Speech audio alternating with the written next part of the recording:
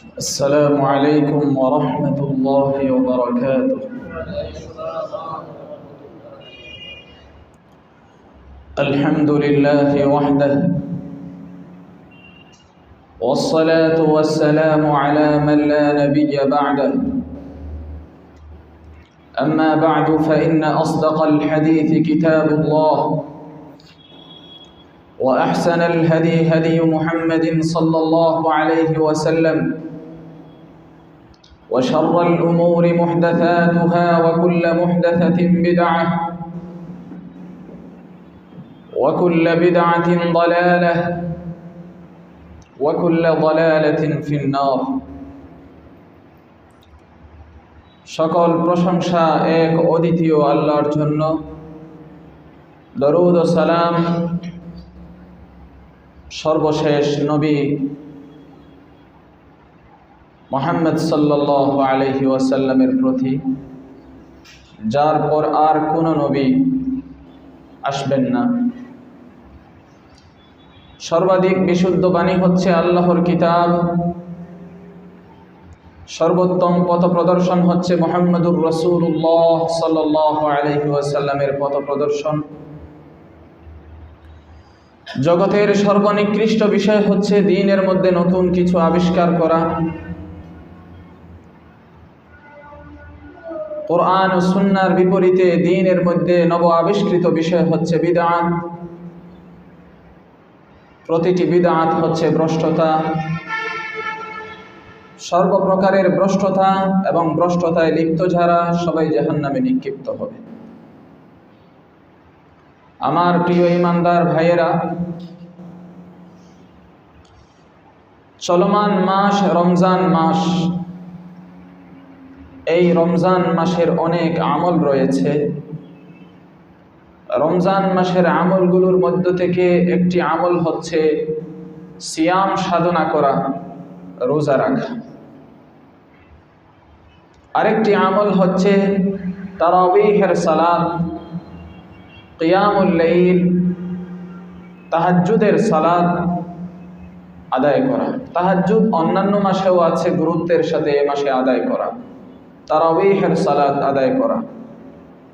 আরেকটি আমল হচ্ছে গুরুত্বের সাথে এই মাসে সাদাকা প্রদান করা, অন্যান্য মাসের তুলনায় বেশি সাদাকা প্রদান করা।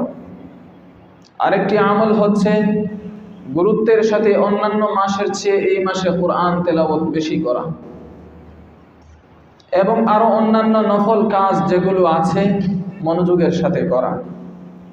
দোয়া করা, আল্লাহর কাছে ক্ষমা প্রার্থনা করা, এবং বিশেষ করে ইতিকাফ করা এ মাসের সাথে নির্দিষ্ট সুন্নত একটি আমল। এবং ইতিকাফের মাধ্যমে লাইলাতুল কদর তালাশ করা। এগুলো হচ্ছে রমজান মাসের গুরুত্বপূর্ণ আমল।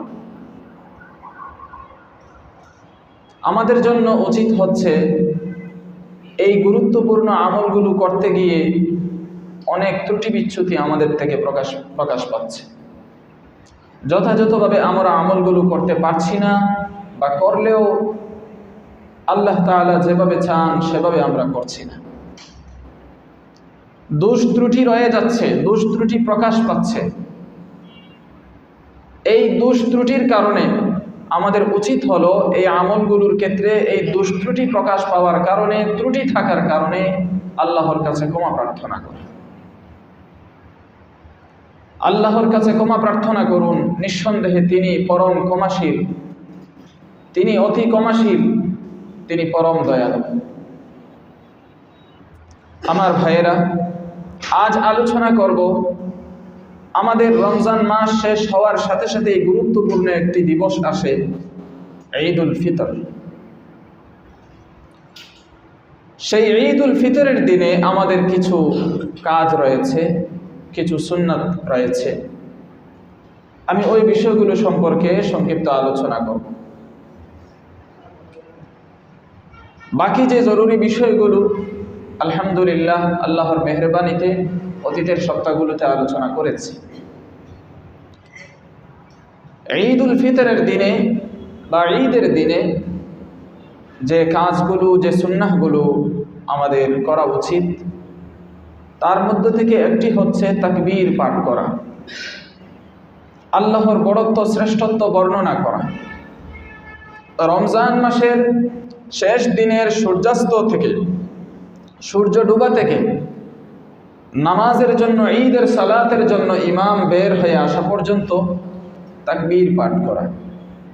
মহান আল্লাহ সূরা বাকারা 185 নম্বর আয়াতে বলেছেন, ওয়ালিতুকমিলুল ইদ্দাতা ওয়ালিতুকাব্বিরুল্লাহা আলা মা হাদাকুম ওয়া লাআল্লাকুম তাশকুরুন।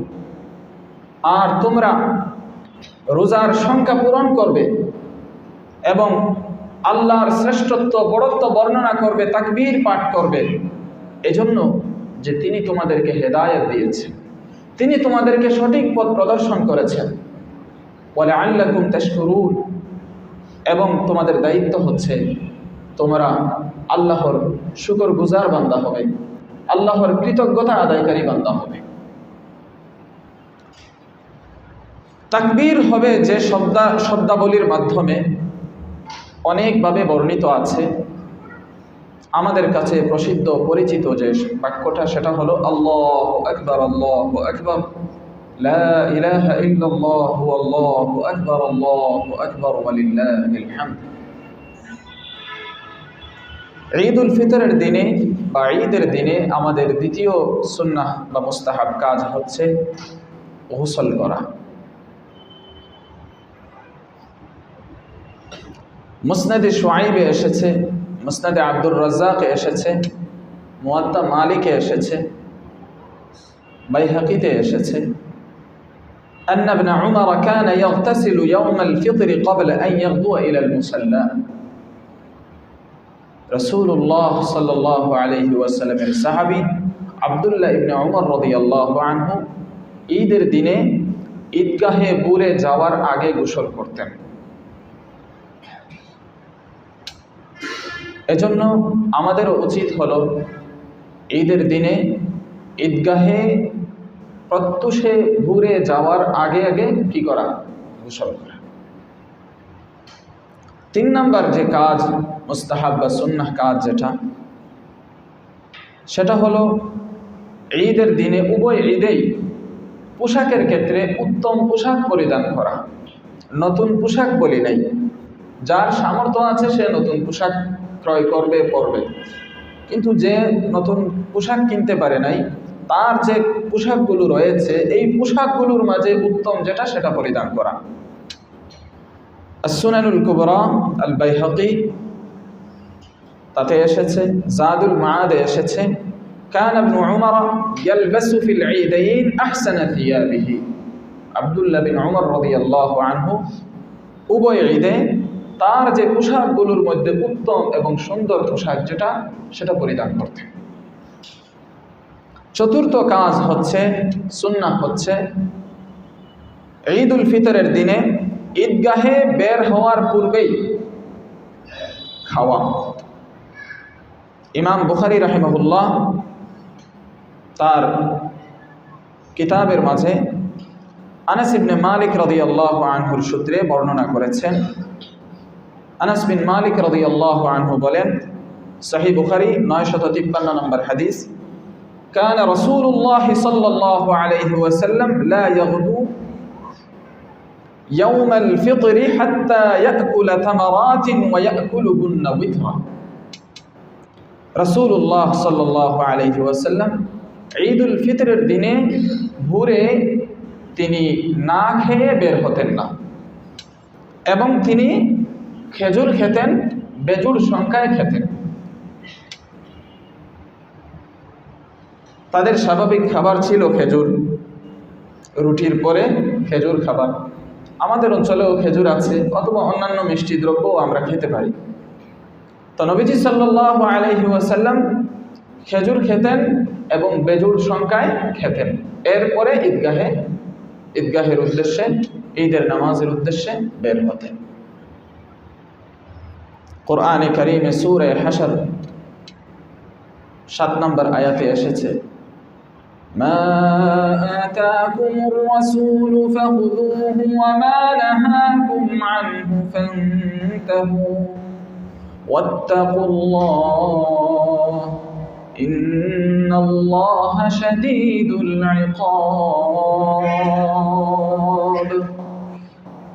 মহান মহিয়ান আল্লাহ বলেন, রাসূল তোমাদের কাছে যা দেন, যা নিয়ে এসেছেন তা তোমরা গ্রহণ করো, এবং তিনি যা করতে নিষেধ করেন ফান্তাহু তোমরা তা বর্জন করো, তা থেকে তোমরা বিরত থাকো। ওয়াত্তাকুল্লাহ আর আল্লাহকে ভয় করো। ইন্নাল্লাহা শাদীদুল ইকাব নিঃসন্দেহে আল্লাহ কঠোর শাস্তিদাতা। এজন্য সর্বক্ষেত্রেই আমরা রাসূল সাল্লাল্লাহু আলাইহি ওয়াসাল্লাম কি করতে বলেছেন বা কোন জিনিস থেকে বিরত থাকতে বলেছেন এই বিষয়গুলো আমরা ফলো করব, পারবো তো ইনশাআল্লাহ। এমনকি ঈদের দিনেও, ঈদের দিনে করণীয়গুলো হলো এগুলো, কোনো অশ্লীলতা না। মুসলমানদের আনন্দ উৎসবে কোনো অশ্লীলতা নেই। বিজাতির আনন্দ উৎসব আর মুসলমানদের আনন্দ উৎসবের মাঝে পার্থক্য হলো, বিজাতির আনন্দ উৎসবে অশ্লীলতা থাকে, বেহায়াপনা থাকে, নির্লজ্জতা থাকে, নোংরামি থাকে, এবং তাদের আনন্দ উৎসব শয়তান চতুর্দিক থেকে তাদের সাথে মিশে। আর আমাদের আনন্দ উৎসব হলো কোনো ধরনের পাপাচার, নোংরামি, অসভ্যতা, বেহায়াপনা এগুলো থাকবে না, এবং শয়তান আমাদের আনন্দ উৎসবে মজা পাবে না। এই হলো মূল পার্থক্য। এজন্য বললাম, আল্লাহ তাআলা বলেছেন রাসূল যা নিয়ে এসেছেন তা গ্রহণ করো, রাসূল যা করতে নিষেধ করেছেন তা কি করো? বর্জন করো। আমার ভাইয়েরা, কোরআনে কারীমে সূরা আহজাবে 56 নম্বর আয়াতে এসেছে, ইন্নাল্লাহা ওয়া মালাইকাতাহু ইউসাল্লুনা আলান নবী ইয়া আইয়ুহাল্লাযীনা আমানু সাল্লু আলাইহি ওয়া সাল্লিমু তাসলিমা। নিঃসন্দেহে আল্লাহ ও তার ফেরেশতাগণ নবীর প্রতি রহমত, দরুদ, সালাত প্রেরণ করেন। হে মুমিনগণ, তোমরা নবীর জন্য রহমতের দরে দোয়া করো, দরুদ সালাত প্রেরণ করো, এবং তার প্রতি অধিক সালাম তোমরা পাঠাও। আল্লাহুম্মা সাল্লি আলা মুহাম্মাদিন আবদিকা ওয়া রাসূলিক কামা সাল্লাইতা আলা ইব্রাহিম ওয়া বারিক আলা মুহাম্মাদিন ওয়া আলা আলি মুহাম্মাদ কামা বারাকতা আলা ইব্রাহিম। আমার ভাইয়েরা, ঈদের দিনে যে সমস্ত সুন্নাত বা মুস্তাহাব রয়েছে তার মাঝে 5 নম্বর হচ্ছে, ঈদের দিনে নামাজে ঈদগাহে কিংবা মসজিদে আমরা যখন যাই, যাওয়ার ক্ষেত্রে এক রাস্তা দিয়ে যাওয়া এবং বাসায় ফেরার ক্ষেত্রে অন্য রাস্তা দিয়ে ফেরা। ইমাম বুখারী রাহিমাহুল্লাহ সহিহ বুখারীর 986 নম্বর হাদিসে এনেছেন, জাবির বিন আব্দুল্লাহ রাদিয়াল্লাহু আনহুমা থেকে, كان النبي صلى الله عليه وسلم إذا كان يوم عيد خالف الطريق। জাবির বিন আব্দুল্লাহ রাদিয়াল্লাহু আনহু বলেন, নবী সাল্লাল্লাহু আলাইহি ওয়াসাল্লাম ঈদের দিনে বাড়ি ফেরার পথে ভিন্ন পথে আসতেন। যে পথে ঈদগাহে যেতেন, ফেরার পথে ভিন্ন পথে আসতেন। এটাও একটা সুন্নাহ, এটাও একটা মুস্তাহাব, এটাও একটা আমল। আল্লাহর বড়ত্ব শ্রেষ্ঠত্ব বর্ণনা করে করে বান্দা এক রাস্তা দিয়ে যাবে এবং অপর রাস্তা দিয়ে আসবে। সকল রাস্তার আশেপাশে যারা আছে সবাই আল্লাহর শ্রেষ্ঠত্ব বড়ত্বের কথা শুনবে, আর মরদুদ বিতাড়িত শয়তান ঝলে পড়ে বিতাড়িত হবে এবং দূর। প্রতিটা ক্ষেত্রে আল্লাহ তাআলা চান তার শত্রু যারা, এরা আঘাতপ্রাপ্ত হোক, এরা কষ্ট পাক। এটা আল্লাহ তাআলার চাওয়া। আপনি আমি যখন তাকবীর পাঠ করি, আল্লাহর শ্রেষ্ঠত্ব বড়ত্ব বর্ণনা করি এবং এভাবে চলি, এক রাস্তা দিয়ে যাব, ভিন্ন রাস্তা দিয়ে আসবো যদি সুযোগ থাকে আর কি, এতে আল্লাহর শ্রেষ্ঠত্বের আওয়াজ সব দিকে ছড়বে এবং বিতাড়িত শয়তান কষ্ট পাবে, সে আমাদের থেকে দূরে সরবে। 6 নম্বর যে বিষয় মুস্তাহাব, সেটা হলো ঈদগাহে, ঈদের ময়দানে বা যেখানে ঈদের নামাজ হচ্ছে বা মসজিদে নামাজ হচ্ছে, যাওয়ার ক্ষেত্রে পায়ে হেঁটে চলা। যদি আরোহণ করে যায়, বাহনে চড়ে যায়, গাড়িতে আরোহণ করে যায়, সমস্যা নেই। বাদবাকি মুস্তাহাব হচ্ছে যাওয়া। ইমাম ইবনে মাজাহ সুনান ইবনে মাজাতে 1295 নম্বর হাদিসে নিয়ে এসেছেন, عن ابن عمر قال كان رسول الله صلى الله عليه وسلم يخرج إلى العيد ماشيا ويرجع ماشيا। তিনি বলেন রাসূলুল্লাহ সাল্লাল্লাহু আলাইহি ওয়াসাল্লাম ঈদের দিনে ঈদগাহে পায়ে হেঁটে যেতেন, আবার পায়ে হেঁটে ফিরতেন। এটা ফরজ নয়, ওয়াজিব নয়, কিন্তু নবীজি এভাবে করতেন। সাহাবায়ে কেরাম নবীজির প্রত্যেকটা জিনিসকে ফলো করেছে, তারা আমাদের সামনে রেখে গেছে। ওয়াজিব না, ফরজ না, সুন্নতে মুআক্কাদা না, কিন্তু নবীজির ভালোবাসা দিলে থাকলে নবীজি সাল্লাল্লাহু আলাইহি ওয়াসাল্লাম যা করেছেন তা করলে আল্লাহ প্রদত্ত একটা বিশেষ স্বাদ আপনি অনুভব করবেন, যেটা আপনাকে আমি ভাষার দ্বারা বোঝাতে পারবো না।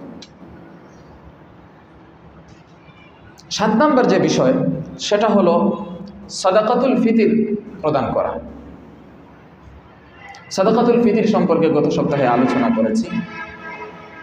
তো মূল্য দ্বারা যদি দেন, এই 2025 সালে মূল্য দ্বারা দিলে সর্বনিম্ন একটা ফিতরা হচ্ছে 110 টাকা, সরকারিভাবে ঘোষণা হয়েছে, আর সর্বোচ্চ হচ্ছে 2805 টাকা। আর বাদবাকি বিস্তারিত গত সপ্তাহে আলোচনা করেছি। কারো যদি আরও বোঝার থাকে, পণ্য দিয়ে দিতে চান, সরাসরি আসবেন, বলে দিব এবং উপযুক্ত জায়গায় দেবেন। তো সাদাকাতুল ফিতর আপনি রমজানেও দিতে পারেন, ঈদের দিন নামাজের পরেও দিতে পারেন, তবে মূল সময় হচ্ছে ঈদগাহে যাওয়ার আগে দেওয়া। এবং এটার ব্যাপারে হাদিসে আসছে এটা গ্রহণযোগ্য মকবুল একটা সাদকা হিসাবে গণ্য হবে। এই জন্য ঈদগাহে যাওয়ার আগে আগে দিবেন। এরপরে হচ্ছে ঈদের নামাজ, এটা সুন্নত মুস্তাহাব না, এটা হচ্ছে ওয়াজিব। ওই সমস্ত প্রাপ্ত বয়স্কদের উপর ওয়াজিব, যাদের উপর জুমার নামাজ ফরজ, তাদের উপর ঈদের নামাজ কি ওয়াজিব। মহিলাদের উপর জুমার নামাজ নাই, ঈদের নামাজও নাই। 8 নম্বর হচ্ছে সুন্নত কিংবা মুস্তাহাব যে বিষয়টা, সেটা হলো ঈদের নামাজ শেষ হওয়ার পরে খুতবা শোনার জন্য উপস্থিত হওয়া।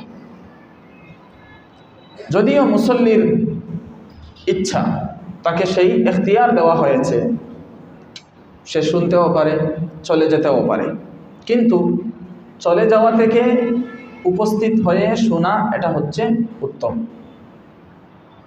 সহিহ আবি দাউদ, সুনানে আবি দাউদে 1155 নম্বর হাদিসে এসেছে আব্দুল্লাহ বিন সাইব রাদিয়াল্লাহু আনহু থেকে, তিনি বলেন শাহিদতু মা রাসূলিল্লাহি সাল্লাল্লাহু আলাইহি ওয়াসাল্লাম আল-ঈদ ফালাম্মা ক্বাদা আস-সালাহ ক্বালা ইন্না নাখতুব ফামান আহাব্বা আন ইয়াজলিসা লিল খুতবাহ ফালিয়াজলিস ওয়া মান আহাব্বা আন ইয়াযহাবা ফালিয়াযহাব। আব্দুল্লাহ বিন সাইব রাদিয়াল্লাহু আনহু বলছেন, আমি রাসূলুল্লাহ সাল্লাল্লাহু আলাইহি ওয়াসাল্লামের সাথে ঈদে উপস্থিত হয়েছি, আমি ছিলাম। নবীজি সাল্লাল্লাহু আলাইহি ওয়াসাল্লাম যখন নামাজ শেষ করলেন, তখন তিনি বললেন, নিঃসন্দেহে আমি এখন খুতবা দেব, তোমাদের যে চায়, যে পছন্দ করে সে খুতবার জন্য বসুক, বসতে পারে বসুক, আর যে চায় চলে যেতে সে চলে যাক। তো এই জন্য আমাদের ঈদের দিনে দেখা যায় নামাজ শেষে আমরা চলে যাই অনেকে। উত্তম হলো শোনা, উত্তম হলো কি শোনা।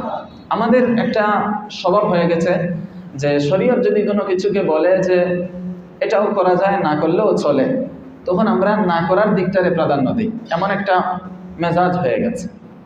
দেখেন, আপনি ঈদের দিনে আনন্দ ফুর্তি করবেন, আনন্দ ফুর্তি কী দিয়ে করবেন? এই বিধানগুলো পালনের মাধ্যমে আনন্দ ফুর্তি।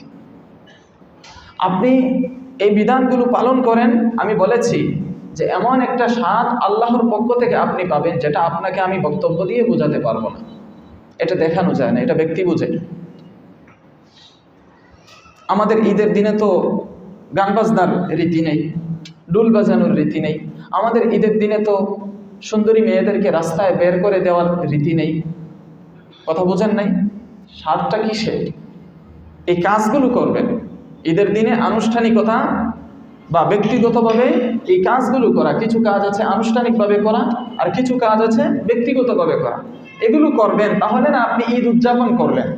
আপনি যদি এগুলোই বাদ দিয়ে দেন, ওয়াজিব বাদ দিয়ে দিলেন, সুন্নাত বাদ দিয়ে দিলেন, শুধুমাত্র ঈদের দিন, মুসলমানদের ঈদের দিন এতটুকু মাথায় রাখলেন, তো ঈদের দিন কী করতে হবে? যে ফুর্তি করো, ফুর্তি করো, ভালো কথা, সমস্যা নেই, খাওয়া দাও, ফুর্তি করো, এটাও একটা কাজ। কিন্তু আমাদের ফুর্তি করতে গিয়ে যদি পাপাচারে লিপ্ত হয়, তাহলে তো আমাদের কাজের কাজ হয় নাই। আমরা আর আমাদের ঈদে থাকি নাই, আমাদের ঈদকে ওয়াঈদ বানিয়ে ফেললাম। ঈদ মানে হচ্ছে, এর একটা অর্থ হচ্ছে খুশি, আনন্দ। আর ঈদ ওয়াঈদ মানে হচ্ছে শাস্তি।